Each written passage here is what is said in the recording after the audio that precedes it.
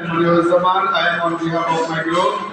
The name of the group is Pona. Why we have titled our group? Because Bhandaria is situated on the river of Pona.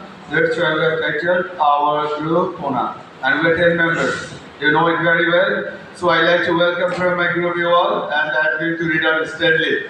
Because we don't have any much time to describe here elaborately.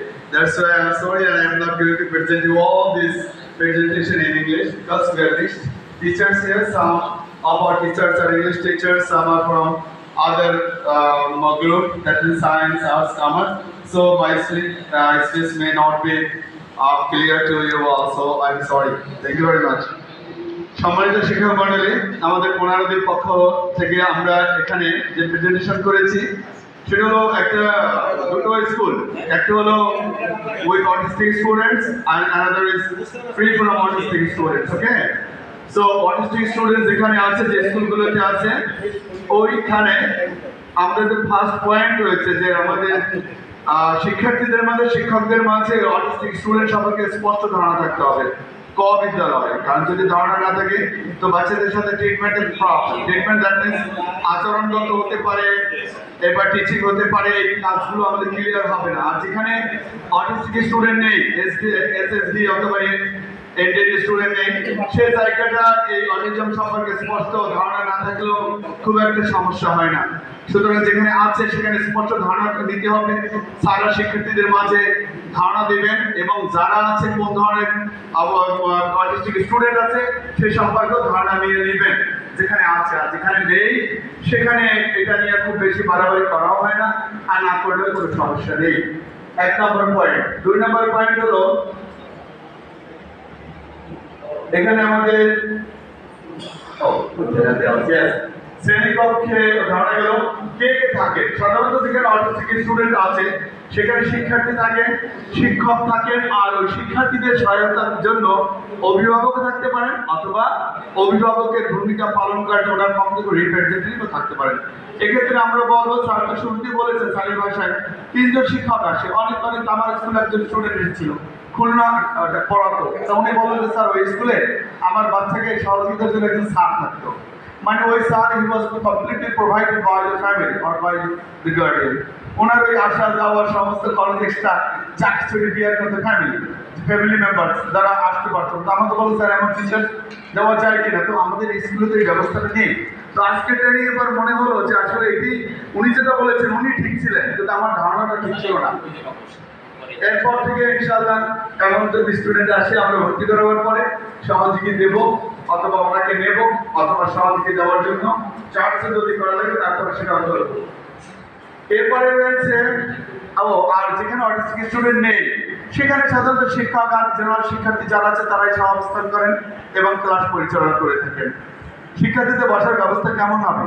Autistic student যুক্ত যে classroom রয়েছে সেই জায়গাটা ওই সাধারণ class থেকে সম্পূর্ণ ভিন্ন হবে। যেমন আমরা এখানে বসে আছি আমাদের মধ্যে করে, কেন আমরা সবাই সুস্থ সবল, আমাদের মধ্যে কোনো অটিজম নেই।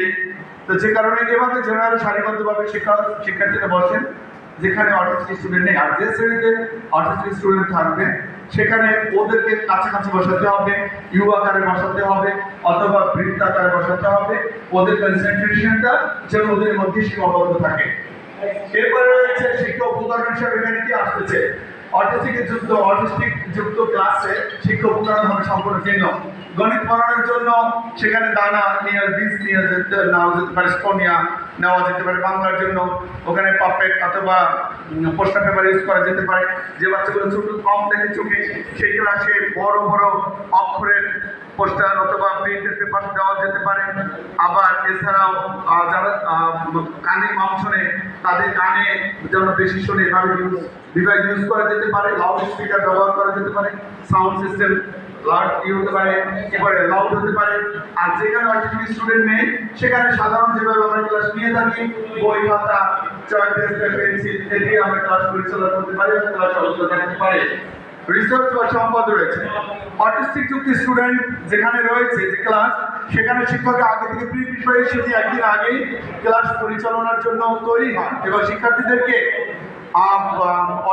কি বলে টিচিং এইড নিয়ে আসার জন্য উৎসাহ দিয়ে থাকেন এবং বাচ্চারা টিচিং এইড নিয়ে আসে, সেই টিচিং এইড ব্যবহার করে টিচার ক্লাস নেয় এবং টিচিং এইডগুলো সাধারণত থাকে কম মূল্যের অথবা ফ্রি। এটা স্কুল থেকে দেওয়া হয় অথবা বাচ্চারা সংগ্রহ করে নিয়ে যেহেতু autistic student that's not for on the function, এটা যেহেতু ফরএভার অ্যাক্টিভিটিস, এই কারণে গার্ডিয়ানরা from the very beginning of this baby's life এই প্রিপারেশন নিয়ে বাচ্চারা মুভ করতে থাকে। আর যেখানে অটিস্টিক স্টুডেন্ট নেই সেই ক্লাসরুমে সাধারণত স্বাভাবিকভাবে যে ক্লাস হয়ে থাকে ওভাবে আমরা ক্লাস পরিচালনা করে থাকি। এবার মূল্যায়নের কথা আসছেন, সর্বশেষ যে বিষয়টা রয়েছে, and I think that's very important, most important activities of our school, যেটা হলো ইভালুয়েশন। একটা বাচ্চাকে ইভালুয়েট ঠিকমতো না করতে পারলে বাচ্চাটিকে মোটিভেট করা যায় না এবং তার গোলকে নির্ধারণ করা যায় না। তো অটিস্টিক স্টুডেন্ট ইভালুয়েশনটা সম্পূর্ণ ভিন্ন। এক্ষেত্রে আমরা যেটা করবো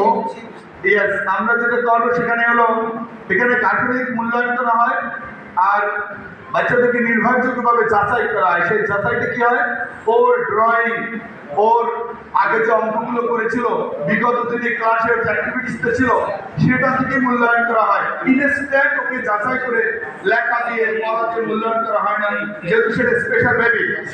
আর যেখানে অটিস্টিক স্টুডেন্ট নেই সাধারণত আমরা সেখানে ভাইবা, এরপরে লিখিত পরীক্ষা বা অন্য কোনো প্রক্রিয়া ব্যবহার করে বা প্র্যাকটিক্যাল কোনো কাজ করিয়ে মূল্যায়ন করতে পারি। আমার মনে হচ্ছে যে স্যার এখানে যে টপিকটা আমাদের দিয়েছিলেন গ্রুপ করার জন্য 4টা গ্রুপ করেছিলেন, সেই গ্রুপের মধ্যে আমরা এক এক করে আমি সদস্য পাচ্ছি যে এখানে প্রেজেন্ট করলাম। সবচেয়ে বড় কথা হয়েছে যে আমরা আসলে অনেক কিছু শিখলাম এই ক্লাসগুলো থেকে। আজকের ক্লাসটা দারুণ স্যার করতে দিয়েছেন। প্রথমে এটা বোধগম্য ছিল না, পরবর্তীতে যখন একটু নকল করার সুযোগ পেলাম তখন ওইটা নকল হয় না, ওটা আসলেই শেখার জন্য একটা চমৎকার। আপনার please, I think it's not my pride, আমি just I don't want to express my credit, আমি আপনাদের কাছে এটা স্বীকার নেব, স্যার আর আমি এবং আমরা 10 জন মিলে এটা রেডি করেছি, বাট আমি কিন্তু মুখস্থ বলেছি, তাই না? কিভাবে, কেন? কারণ আমি স্যারকে বেশি সহযোগিতা করছি, যে কারণে এইটা পুরোটা থিমটা আমার মাথা চলে গেছে। আর এটা যদি আমি কিন্তু প্রথমে টোটাল কিছুই বুঝি না, আমি বসেছিলাম স্যার বলে আসলে আমি বুঝতেছি না, তো পরে দেখলাম একটু নকলের সুযোগ পেলাম, এখন কিন্তু ক্লিয়ার হয়ে গেছে যে আসলেই স্যার নকল না। আমি আমার মতো করে বলছি, আমি আমার একটা কপি করেছি, কিন্তু স্যার আমার কাছে ক্লিয়ার হয়ে গেছে, কারণ আমাকে দেখতে লাগে না। তো স্যারকে ধন্যবাদ, অথরিটিকে ধন্যবাদ। আর একটু ভাবতে পারতাম তাহলে আরো কিছু শিখতে পারতাম। তারপর 4টা গ্রুপ থেকে আমরা অনেক কিছু শিখেছি। ধন্যবাদ সবাইকে, থ্যাংক ইউ ভেরি মাচ।